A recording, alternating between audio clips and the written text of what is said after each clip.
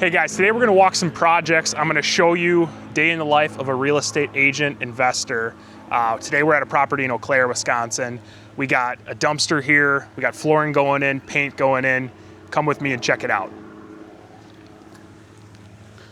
So then we'll record the whole thing, and what then I'll do on the back end is I'll edit this out. So that's a piece, and then it takes this, and then we'll cut it out. So then I can just keep rolling. So stop right here. You're good right now. So we got the dumpster here, just had the place cleaned out. It's a 30-yard dumpster. It's almost full, but by paying for the dumpster to get placed here, the clean out crew came and they just put everything into the dumpster. That saves me on removal costs and different things like that. The dumpster costs about $435 to get dropped here, and then it costs $80 a ton after that to fill it up. So when it's all said and done, the dumpster is gonna cost roughly like $600 or $700. And that's a lot cheaper than having the clean out crew haul it away to bring it to the dump.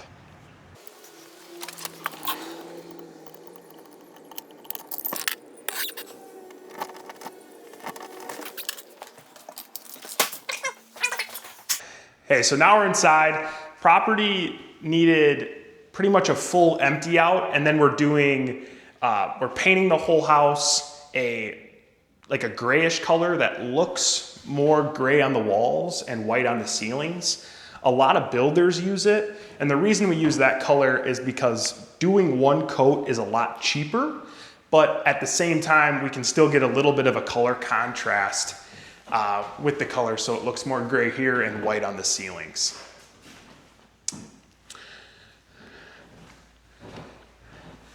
And then coming into the kitchen, we're gonna put a new light fixture in the kitchen. We're gonna put a couple new handles on the cabinets.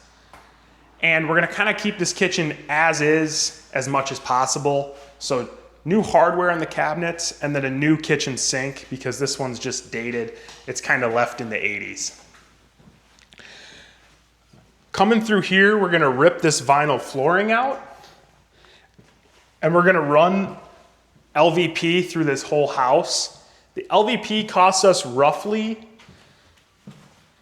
about $4 a square foot to buy it and about $3 a square foot to install it. So when you're looking at a house this size, it's about 1,000 square feet on the main level, and that's roughly gonna cost us about $7,000 all in for new flooring.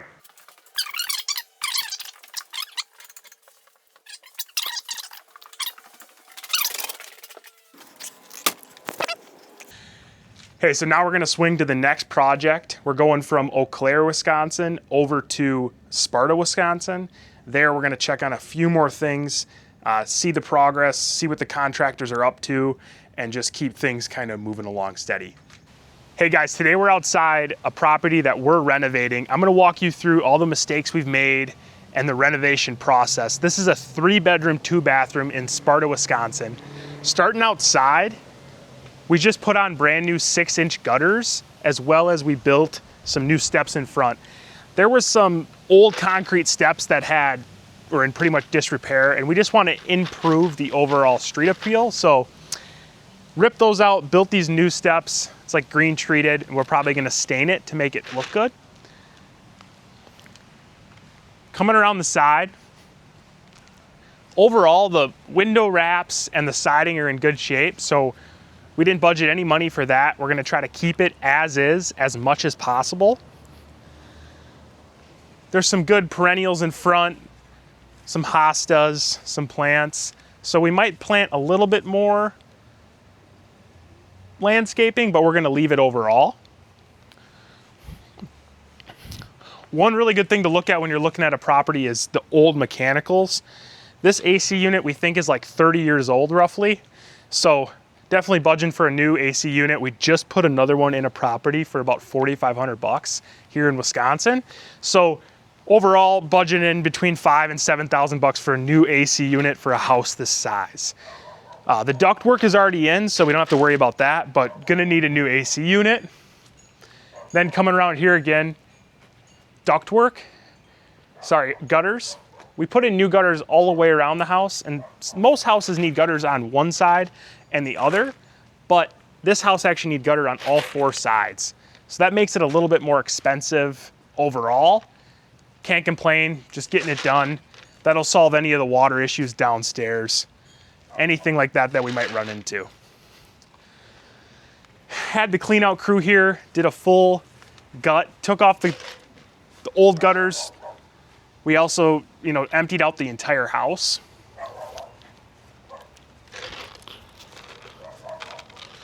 We also emptied out the garage, which might be a little hard to get into. In the backyard, gonna have to do some landscaping and cleanup prior to the time of sale. There's a whole bunch of old, beaten up little trees we're gonna cut out, stuff like that. Coming inside, we're doing paint. We're painting the cabinets. We're putting new flooring in and just doing new fixtures, new vanity in the bathroom. So come on in. So in here, we ripped out all the flooring. We're gonna lay down new LVP. It's about $4 a square foot. Install's about $3 a square foot. So we're right at about $7 a square foot for install. Painting the whole thing. Gonna paint the windows and paint this kind of step here, and then we're gonna retrim it. So we're retrimming the whole inside in this room to really kind of tie things back together. We're gonna put some nice thick trim in that you would kind of see in an older house. So we think this house was originally built in like the 1800s, late 1800s, and it has this really thick, nice trim with the big baseboard.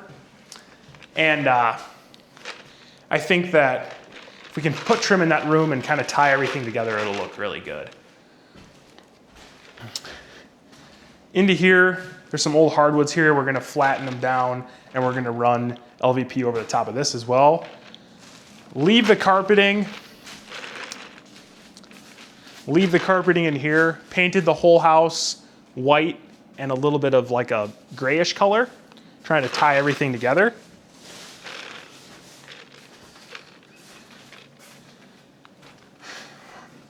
One of the big things that we kind of missed out on in this house was that there's a water problem in the basement, and we just put up new gutters to hopefully like alleviate that problem. You don't always know what you're getting into when you buy a property, so when you're underwriting your deals, you need to make sure to buy them correctly. This property in specific, we bought at roughly like 60 cents on the dollar minus repairs. So hopefully we have enough buffer to still make a profit at the end of the day. But you just really never know what you're gonna get, even if you do good due diligence and have an inspection period. So going upstairs, there is one room we're finishing up here, installing 2 new windows. But other than that, the property's in pretty good shape upstairs. So if you go this way, everything looks good. They've painted it. New flooring, previous owner did this work. Bathroom looks good. They have like a rollout vinyl on the floor. New fixtures upstairs already too. So things are looking good there. And then coming into here, we're ripping this out. We're painting the whole room and gonna lay LVP up here too. So pulling everything together, roughly what we're looking at the end of the day is hopefully like between a $50,000 and $100,000 margin. Just kind of got to move things along and hopefully have this place on the market by the beginning of August or the middle of August. But keep following along, just kind of working through things with you guys. Thanks for tuning in. Have a good day. Okay, guys, we're back at the office. Walked through 2 different properties today, and then we're going to do some Q&A in the car. So check it out, listen through it if you want to hear more about what it's like being a real estate agent, some just simple questions about investing, stuff like that. Just listen along, tune in. Appreciate you guys watching. More videos to come. Have a great day. What's the difference between a realtor and a real estate agent? So a real estate agent is someone who passed the salesperson exam and got their salesperson's license.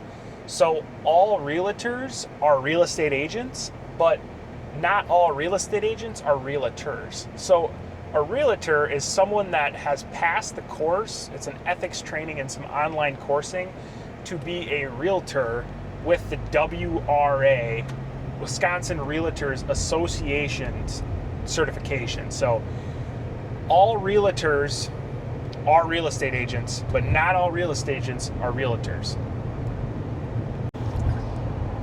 When did you get your real estate license? I got my real estate license after I graduated high school. I passed my test in July of 2024 and passed my test the first time, got my license, and for about a month I couldn't decide on who I was going to hang my license with. After about a month or so, I hung my license with Keller Williams. That's a bigger brokerage firm that has a lot of agents, but they have some good training, and it really set a good groundworks and foundation for where I was headed. So I got licensed about 2 years ago now, and been a realtor ever since, real estate agent ever since. How long have you been investing in real estate? I've been investing in real estate since I was 19 years old. So how my story kind of started was I went around through the neighborhoods in an area that I could afford to buy in, and I door knocked through every single door and every single house in that neighborhood. Eventually what came to the surface was a couple sellers that were looking to sell right away. So met with them, talked them through what the listing process would look like, as well as what it would look like if I just bought their house outright. And through that, I bought a house in Eau Claire, Wisconsin. It was a little bit 1-bedroom, 1-bathroom house that I bought direct from the seller. Put a tenant in there the next month, and it's been a cash flowing piece of real estate ever since. So I've been a real estate investor now for almost 2 years, coming up this November. How wide of an area do you operate in? Well, I run a real estate sales business and a cash buying investor business through about 11 to 14 counties in Wisconsin. I cover about a 200-mile radius north and south, and then about a 100-mile radius east and west from the Mississippi River. What that entails is a lot of driving, and the only reason I cover that wide of an area is just to uncover more opportunities. You know, if you're in a bigger market like Madison, Milwaukee, possibly like, you know, a Florida market, you know, a California, New York market, there's more people within a smaller area, higher densities. So you might not have to cover as much of an area, but because everything's so spread out, like as you can see, we're driving through the country right now, we have to drive, you know, 30 minutes to go to most appointments at least.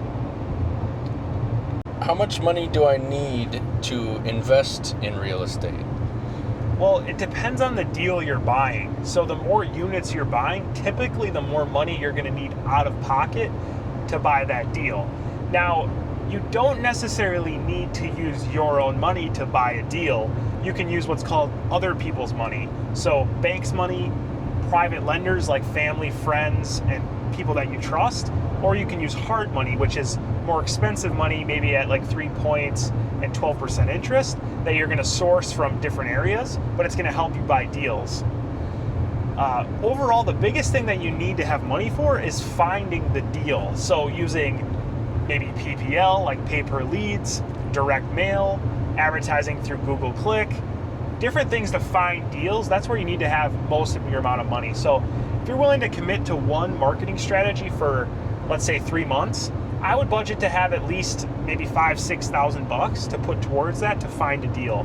Once you find the deal, you can take that money that you put towards it, go find an investor, go find someone to help you partner on that deal, and then at the end of the day, you're going to be walking away with the asset and hopefully not any of your own money in the deal. So it's a little bit more convoluted or complicated than that, but ideally you want to have money to invest into finding leads and opportunities. What is hard money? So hard money is money that is raised by like institutional investors or maybe people that are raising money as a business.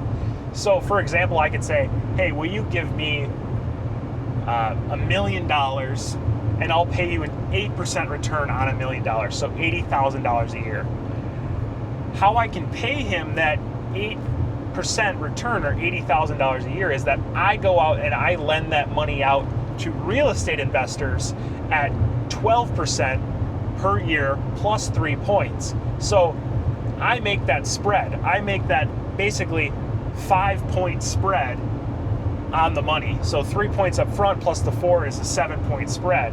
And I'm using other people's money to then lend it out like a bank would, but how I make sure that I don't lose my butt on it is I underwrite the deals to make sure that each deal where I'm lending out the money makes sense, so I'm not going to lose my tail. That's what hard money is.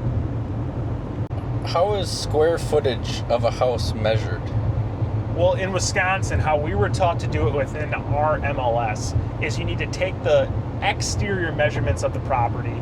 So all 4 walls, measure them out. So if it's 20 by 40, that would be 800 square feet. And then you need to subtract the rooms that are unfinished, that don't have flooring, trim, or like a heat source. So typically that's like your utility rooms. And then if there's any, shapes like that butt out, like an entryway or things like that, you need to make sure to account for those little nooks and crannies as well. So make sure to measure all the exterior walls, add those up, and then subtract out the unfinished space. That's how you get square footage. Is the math involved in real estate hard? No, the math in real estate is fairly simple. And typically a good rule to follow is if you can't do the math on the back of a napkin, probably isn't a good deal to buy. So when looking at real estate deals, you need to really know your percentages, and from there work your numbers backwards. So you have a $100,000 house, you want to make a $30,000 profit, you need to look at that property, say, okay, I'll buy that house for 70 cents on the dollar, or 70 cents of the after repair value. So it'll sell for $100,000. Let's say you'll work the numbers backwards. You'll pay 65 cents on the dollar, $65,000. Subtract out the repair cost. Let's say it's $20,000 for paint, flooring, and some plumbing work. You're at $45,000. You put the $20,000 in, you're at 65. And then let's say you have your buy side and sell side closing costs, which add up to $5,000. Sell the property for $100. Subtract out closing costs, subtract out purchase price and repairs, and you're left with $30,000. So it's simple math, and if it doesn't work on the back of your hand or the back of a napkin, don't buy the deal. How do real estate investors avoid paying taxes? So real estate investors avoid paying taxes by using depreciation, where they take passive losses from real estate and offset their active income. If you work 750 hours a year in a real estate profession, you can use your passive losses to offset your active income. If you're, say, a busy W-2 worker and you can't file all of those hours, possibly buying a short-term rental like a VRBO or an Airbnb is a great way to possibly offset your taxes. I would talk to your accountant or your CPA, but that's how you do it. Should I buy an investment property or should I stick to the stock market? Well, buying an investment property can have more benefits than investing in the stock market, but at the same time, it may take more active management. So what you're looking at with an investment property is you need to find the deal, manage the deal, and then possibly sell the deal at the end of the day. You need to deal with more people, tenants, termites, toilets, things like that, where if you buy a stock, ideally you can just buy it and you can let the company that you're buying or investing into manage the stock. So hopefully stocks are more hands-off. Real estate's a little more hands-on, but sometimes you can expect better returns in the real estate market than you can in the stock market. They both have their benefits and they both have their drawbacks. What does a real estate photographer do? So real estate photographers will come out to the property, they'll take pictures of the place, sometimes they'll take measurements of the place, and sometimes they'll take drone footage of the house. They're in and out pretty quickly. Typically they cost between $100 and $300 for still photography. If you add in drone footage, it can be more like $500 or $600. But it's usually an a la carte service. They're in and out, they're done, they send them to you, you upload them to the MLS, and you sell the property. What do the hours look like as a real estate agent? Well, a lot of real estate agents get into the business to set their own hours and have time freedom and location freedom. But what ends up happening is a lot of real estate agents don't end up working. So in my mind, if you can treat real estate as a job and work it from 8 to 5, 9 to 6, 8 to 6, you're going to have more success. So expect to work more in the afternoon and evenings than you will in the morning, and expect to work more on the weekends than you will in the middle of the week. So Monday, Tuesday, and then expect to work possibly Thursday, Friday, Saturday, Sunday. Stuff slows down a little bit in the middle of the week, and stuff gets done at the end of the week and the beginning of the week more often. So you set your own hours, but you also, in turn, set how much money you're going to make. What's the best way to get my first listing as a real estate agent? Well, the first thing you need to do is go find motivated clients. So you either need to pick up the phone and dial, or go knock on doors to possibly find your first deal. The reason I recommend those two is because those don't cost any money to get into. There's other forms of paid marketing, but if you don't have a budget to spend money on, that's your best route to get into the game. So go knock on 100 doors and go make 1,000 dials, find a motivated seller, and then solve their problem. That's how you're going to get your first listing. So what type of real estate do you deal in mostly? I like to work in the single family real estate area. There's more units to be had, more training to be had then, and you can kind of hone your skill. In my area, I would like to get into commercial real estate, but right now I primarily work in the residential space. So investing, buying and selling, rentals, anything in that space with single family houses, that's my main gig. What's the oldest house you've ever worked with? I've worked on a house that was built in the 1800s, more like 1870. It was an old log baron's house, and the property had quite a bit of termite damage, definitely some plumbing issues, just about anything you can imagine. So when you're working with an older house, you really have to look at the mechanicals, possibly like a boiler system. All of the things, they add up really fast on these old houses. Old houses are like living, breathing antiques. So make sure when you're working on older houses to kind of look at everything, because they are just an absolute conundrum. How many properties do you own right now? Well, I currently own 4 long-term rentals, and then I am actively doing about 6 different flips right now. So I have some long-term money and then some short-term money, all in different stages, but the rentals have tenants in them and they're paying me actively and supporting the mortgages. The other properties I'm holding and I'm renovating them, and I'm going to resell them. So always make sure to have some short-term, some long-term, and some medium-term money. Short-term could be like wholesale or real estate sales. Mid-term could be like renovations or flips. And long-term is like buy and hold real estate, where you're going to take the property, put a tenant in it, have them pay down the mortgage, and watch the property appreciate over time. Why do 89% of realtors leave the industry after just 5 years? So the biggest problem with real estate agents is they're on the income roller coaster.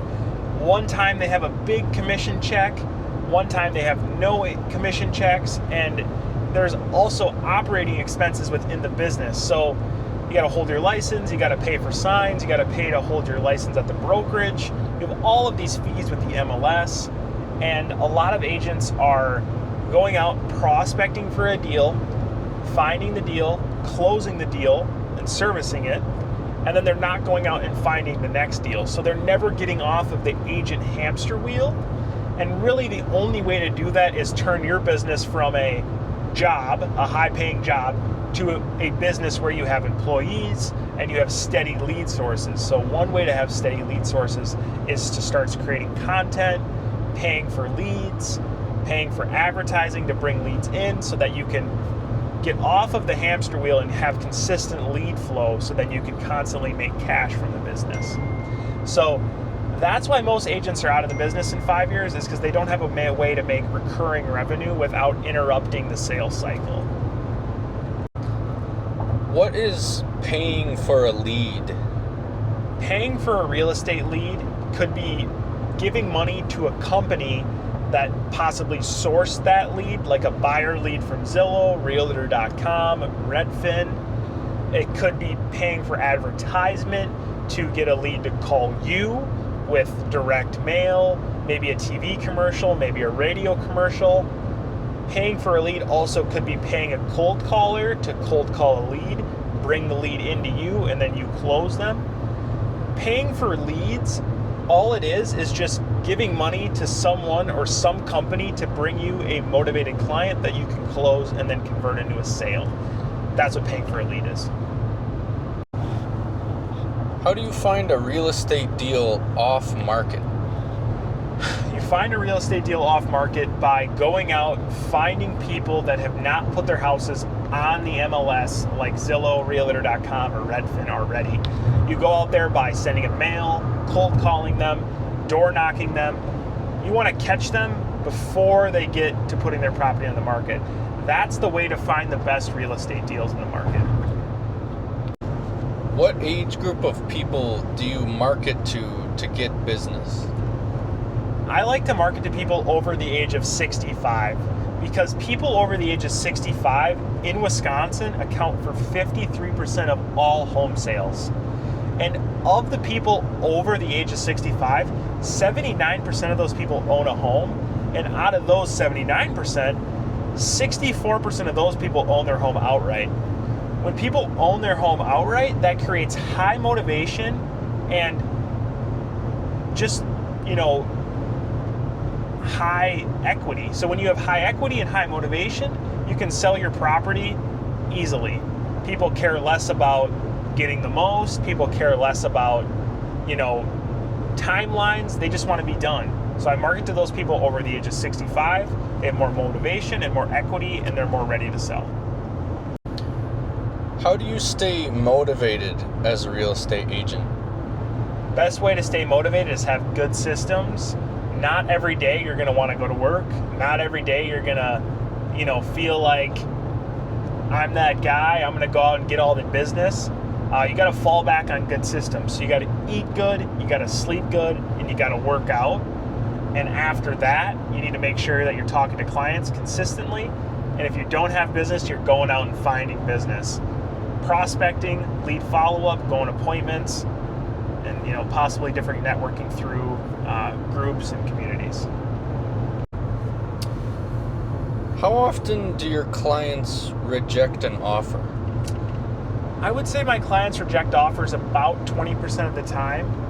Most of the time I can get the client to counter the offer and present new terms that the buyer might say, I'm willing to take those on. Typically offers get rejected when the buyer sends in an offer that just isn't realistic with what the seller's looking for. So typically we can get a counter about 80% of the time or get it accepted, and only about 20% of the time do we reject offers. Is now a good time to invest in real estate? Well, the saying goes, the best time to plant a tree was 20 years ago. The second best time to plant a tree is today. And I believe that holds true within real estate as well. The saying, that butts up to that is, it's not wait to buy real estate, it's buy real estate and wait. So find deals, buy good deals, and over time your portfolio will grow. In like the last 100 years, there's rarely been a period where real estate hasn't gone up over a 10-year timeline. What makes brokerages differ from each other?